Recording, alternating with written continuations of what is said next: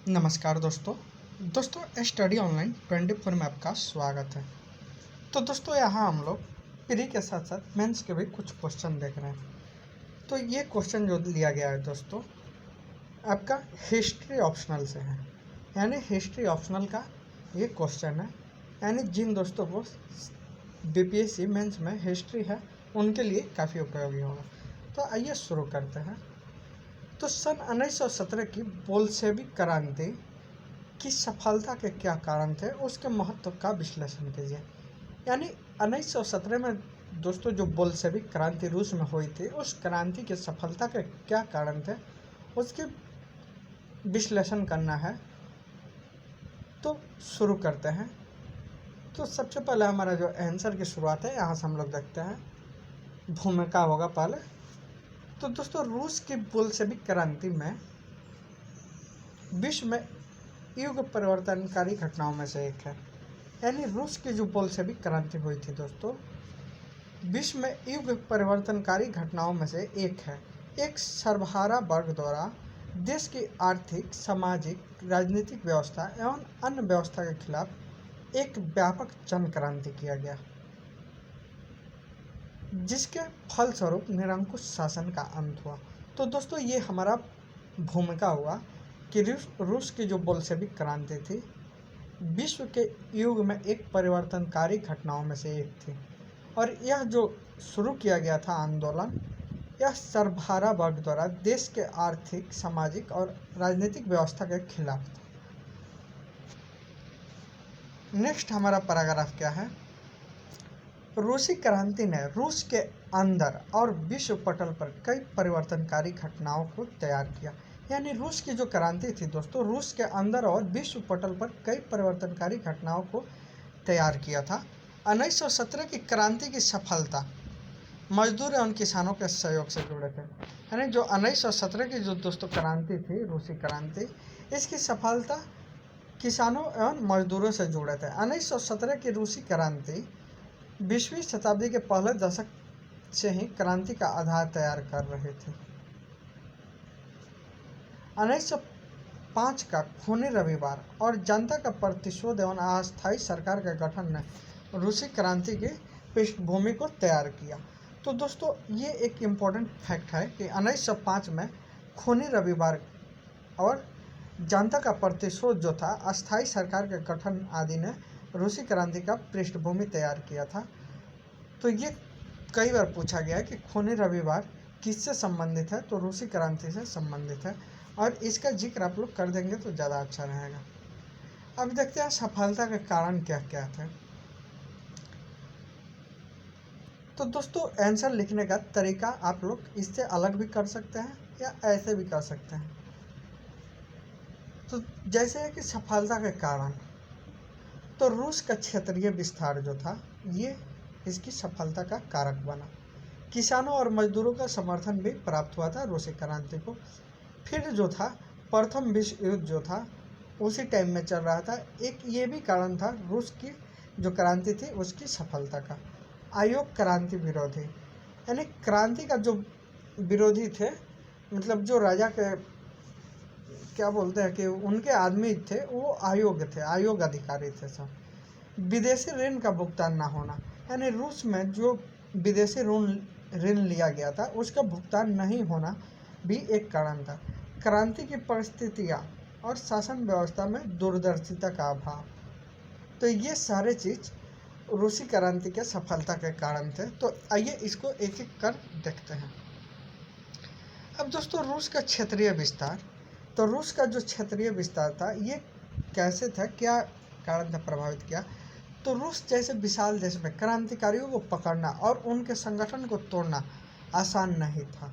यानी रूस जो है एक इतना विशाल देश था कि यहाँ क्रांतिकारियों को पकड़ना और उनके संगठन को तोड़ना आसान नहीं था। जारशाही सैनिक क्रांतिकारियों को पकड़ने में नाकाम रहे, यानी जार के जो सैनिक थे क्रांतिकारियों को पकड़ने में नाकाम रहे, नहीं पकड़ पाए। तो ये सारे कारण थे। नेक्स्ट है किसानों और मजदूरों का समर्थन, यानी रूसी जनसंख्या में किसानों और मजदूरों की संख्या भी काफ़ी अधिक थी, बहुल्य थी, और बोल्शेविक क्रांति ने इन मांगों का समर्थन किया, जिससे किसानों और मजदूरों का समर्थन भी उन्हें प्राप्त हो गया। यानी रूसी क्रांति जो हुई थी दोस्तों, उस समय रूस में किसानों की और मजदूरों की संख्या काफ़ी अधिक थी, बहुल्य संख्या थी। और बोल्शेविक जो थे, इन्होंने क्या किया कि किसानों और मजदूरों के मांगों का समर्थन किया, जिससे किसान और मजदूर भी रूसी क्रांति में शामिल हो गए। नेक्स्ट क्या है, प्रथम विश्व युद्ध। यानी प्रथम विश्व युद्ध भी रूसी क्रांति का सफलता का कारण बना। इसी समय प्रथम विश्व युद्ध चल रहा था, जिसमें सभी मित्र राष्ट्र उलझे थे, जिसके कारण मित्र राष्ट्र भी तटस्थ रहे और रूसी सेना को जार का संरक्षण नहीं मिला। यानी बोल्शेविक क्रांति जब हुई और रूस में चल रही थी, उसी समय विश्व युद्ध भी चल रहा था। और ऐसी स्थिति में जितने भी रूस के मित्र राष्ट्र थे, ये सारे तटस्थ रहे और रूसी सेना जो थी वो भी जार को संरक्षण प्रदान नहीं कर पाई, सहायता नहीं कर पाई, जिसके कारण क्रांति को सफलता मिली। उसके बाद है आयोग क्रांतिकारी विरोधी। यानी क्रांति विरोधियों के नेता बड़े आयोग, भ्रष्ट एवं निरंकुश थे, जबकि बोल्शेविक क्रांति के नेता लेनिन और स्टालिन जो थे दोस्तों, योग्य थे, निष्ठावान थे, कर्तव्यनिष्ठ थे। तो ये कारण भी एक था क्रांति की सफलता का। नेक्स्ट है विदेशी ऋण का भुगतान न होना। बोल्शेविकों ने घोषणा किया कि उनकी सरकार विदेशी ऋणों को नहीं चुका पाएगी, अतः विदेशी लोगों को भी बोल्शेविकों की मदद करने लगे। तो दोस्तों वीडियो अगर आपको अच्छा लग रहा होगा तो सब्सक्राइब कर लीजिए और अपने दोस्तों में शेयर भी कीजिएगा। और दोस्तों आप लोग चाहें तो वीडियो को पॉज करके आप इस आंसर को लिख भी सकते हैं। तो नेक्स्ट हम लोग देखते हैं क्रांति की परिस्थितियाँ। क्रांति के समय महंगाई, गरीबी और भूखमरी बढ़ते जा रही थी। ऐसे में जनता को खोने के लिए कुछ नहीं था, अतः मध्यस्थ वर्ग ने भी क्रांति का हिस्सा लिया और पीटर्सबर्ग पर भीड़ का आक्रमण भी इन्हीं स्थितियों का परिणाम था। नेक्स्ट क्या है कि रूस में शासन व्यवस्था की दूरदर्शिता का अभाव था। यानी रूस में जो थे शासन व्यवस्था में दूरदर्शिता का अभाव था। यानी रूस में जो छोटे छोटे विद्रोह हो रहे थे, उस पर जार और उसके प्रशासन जो थे निराशीन थे, मतलब उस पर कोई एक्शन नहीं लिए, जिसके कारण उनकी शक्तियाँ धीरे धीरे कमज़ोर होती गई। और बोल्शेविक जो थे उनको क्या था कि प्रथम विश्व युद्ध में चल रहा था, तो ऐसे स्थिति में मित्र राष्ट्र का भी समर्थन नहीं मिला और लेनिन जैसे योग्य नेता ने आंदोलन का समर्थन किया था। तो ये सारे कारण थे। नेक्स्ट है बोल्शेविकों का महत्व। तो दोस्तों यहाँ थोड़ा क्लियर पिक्चर नहीं आया है, मैं पढ़ देता हूँ, आप लोग समझ लीजिएगा। तो क्रांति का महत्व केवल रूस तक ही सीमित नहीं रहा, बल्कि इसका प्रभाव अंतर्राष्ट्रीय स्तर पर भी देखने को मिला। यानी बोल्शेविक क्रांति जो थी, इसका जो प्रभाव था दोस्तों, रूस तक सीमित नहीं रहा, बल्कि ये अंतर्राष्ट्रीय स्तर पर भी देखने को मिलता है। अब इसमें रूसी क्रांति के जो परिणाम थे, इसमें क्या हुए, तो सामाजिक परिणाम थे, आर्थिक परिणाम, वैश्विक परिणाम और राजनीतिक परिणाम। इन चारों को हम लोग एक एक करके देखते हैं। तो राजनीतिक परिणाम क्या हुआ? राजनीतिक परिणाम जो हुआ कि दोस्तों जारशाही की सत्ता की समाप्ति हो गई। यानी जार की जो सत्ता थी वो समाप्त हो गई। यानी रूसी क्रांति ने निरंकुश और आयोग जारशाही शासन का अंत कर दिया और किसानों और मजदूरों के नेतृत्व जो थे साम्यवादी शासन की स्थापना हुई। रूस का प्रथम विश्व युद्ध से हटना, और इसका जो कारण था दोस्तों, रूस प्रथम विश्व युद्ध से हट गया था। युद्ध के दौरान फैली अव्यवस्था एवं आर्थिक बोझ ने भी दोस्तों जारशाही को अंत करने में मदद किया और बोल्शेविक सरकार सत्ता में आई। तो दोस्तों यहाँ मैं कुछ खास पॉइंट बता रहा हूँ, आप लोग वीडियो पॉज करके लिखेंगे। नेक्स्ट है सामाजिक महत्व एवं परिणाम। सब साधारण के बीच असमानता को समाप्त किया गया। यानी समाज में क्या क्या परिवर्तन हुए, तो ये चीज़ें हैं। तो सब साधारण के बीच असमानता को समाप्त किया गया, मजदूरों और किसानों को अधिकार दिया गया, सामाजिक न्याय प्राप्त हुआ, वर्ग भेद की समाप्ति और धर्म निरपेक्षता को बढ़ावा दिया गया, रूसीकरण की नीति की समाप्ति की गई और रूस में अल्पसंख्यक जाति को संरक्षण मिला। यानी रूस में जो थे अल्पसंख्यक, उनको समर्थक संरक्षण दिया गया। नेक्स्ट क्या है? आर्थिक परिणाम। इस क्रांति के आर्थिक परिणाम क्या हुए, तो दोस्तों संसाधनों का राष्ट्रीयकरण किया गया। क्या किया गया? राष्ट्रीयकरण। राज्य प्रायोजित पूंजीवाद को बढ़ावा दिया गया। फिर कृषि एवं उद्योग क्षेत्रों में भी सुधार किया गया, श्रम नीति में बदलाव किया गया और आर्थिक समानता को समाप्त करने का प्रयास किया गया। तो ये सारे आर्थिक परिणाम थे। नेक्स्ट है वैश्विक परिणाम।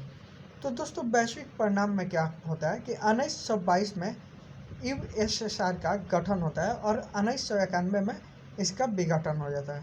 मजदूरों के लिए अंतर्राष्ट्रीय श्रम संगठन की स्थापना की गई, जिसको ILO के भी नाम से जाना जाता है, इंटरनेशनल लेबर ऑर्गेनाइजेशन, जिसकी स्थापना 13 अप्रैल 1919 को हुई। और ये दिन इसलिए भारत के लिए खास है क्योंकि इसी दिन जलियांवाला बाग हत्याकांड हुई थी।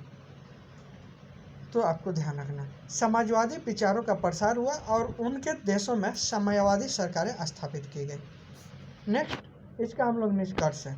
तो दोस्तों निष्कर्ष में क्या है कि इस क्रांति ने सर्वप्रथम मार्क्सवादी विचारधारा को साकार रूप प्रदान किया, यानी बोल्शेविक क्रांति के बाद रूस में जो सत्ता आती है मार्क्सवादी विचारधारा की सत्ता आती है और वैज्ञानिक समाजवाद का युग प्रारंभ होता है। यह विचारधारा 1917 के पश्चात इतनी शक्तिशाली हो गई कि 1920 तक पूरा विश्व का लगभग आधा देश इसके अंतर्गत आ चुके थे और यूएसएसआर के विघटन के बाद भी इस क्रांति का छाप आज भी पूरे विश्व पर देखा जा सकता है।